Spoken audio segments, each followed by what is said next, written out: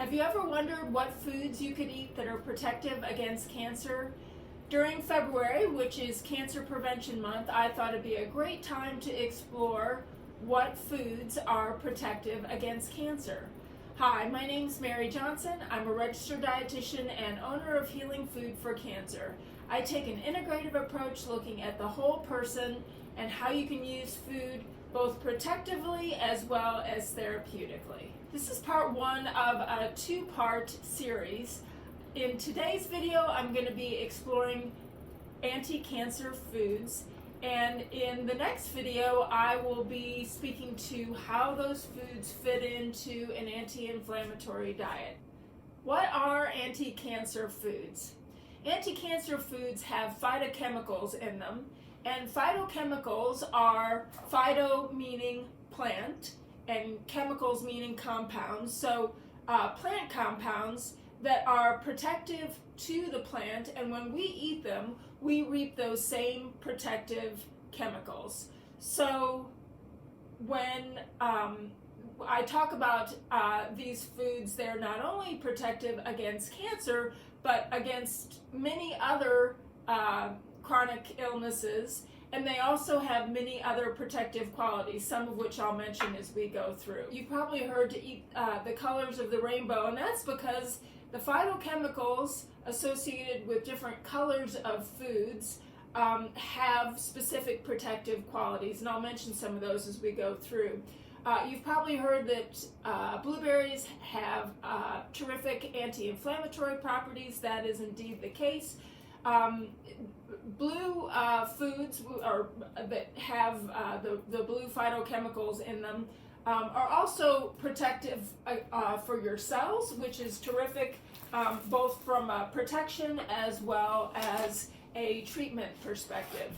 When we think about foods that have red pigments in them, they are also anti-inflammatory and protective for cells. So terrific examples include things that are in season in the winter, like cranberry. And even though these are not the most flavorful tomatoes, I do like to roast them as a part of a recipe that I make, so I do tend to keep the little cherry tomatoes on hand. But also things like red onion, which is also terrific roasted. Orange pigment is associated with being both anti-cancer and very supportive of immune health. So things like mango or grapefruit, clementines, carrots are another terrific root vegetable that you can incorporate many different ways. And then pumpkin, either canned, so long as it isn't the pumpkin pie, which has a lot of additional ingredients. This is just straight up pumpkin. It would be even better if you had cut into a fresh pumpkin yourself, the actual squash itself, but canned is certainly terrific to use. So moving on then, when we look at our yellow fruits here, they are also anti-inflammatory and protective for cells as well as anti-cancer. When people ask me if there's one food that maybe they should incorporate more of, it's hard to say just one, but greens, dark leafy greens, have so many protective qualities. They too are anti-inflammatory and protect your cells. So whether I have some spinach here, whether you're enjoying kale or chard, whatever it is that you enjoy, they have so many terrific phytochemicals in them that make them something that I would encourage people to try. If they can incorporate them into their diet 3 times a day, that's fabulous. Other green items are broccoli and pears, limes. The Granny Smith apples are the most nutrient-dense apple out there, so I encourage enjoying those as well. When we get into the kind of tan and brown foods, they have some terrific protective qualities as well.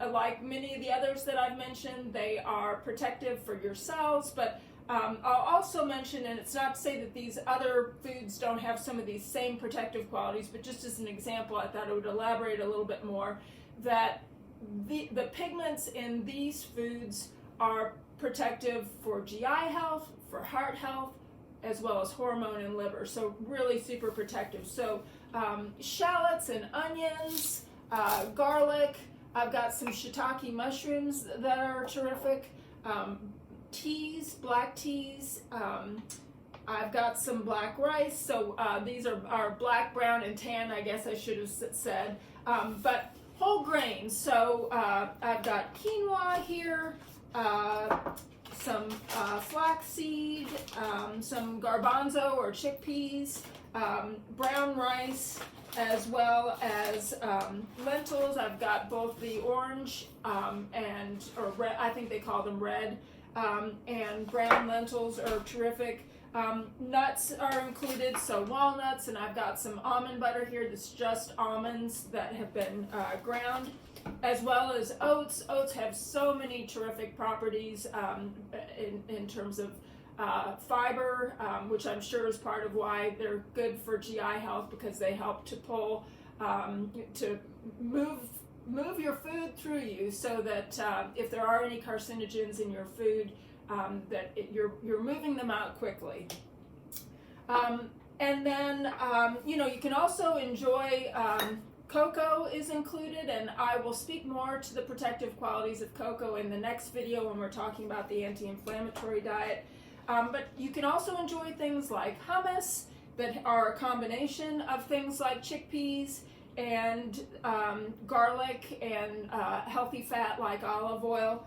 And then I get a lot of questions about whether soy is appropriate, and it is indeed something that is protective against cancer and appropriate to eat even if you are undergoing treatment. I get a lot of questions about that, and unfortunately there's a lot of misinformation about whether or not soy is okay to eat. This is actually tempeh, and tempeh is a soy product that's been combined with whole grain, so it gives it a little bit of a little bit more texture, and doesn't have a whole lot of flavor to it, so it's perfect for marinating.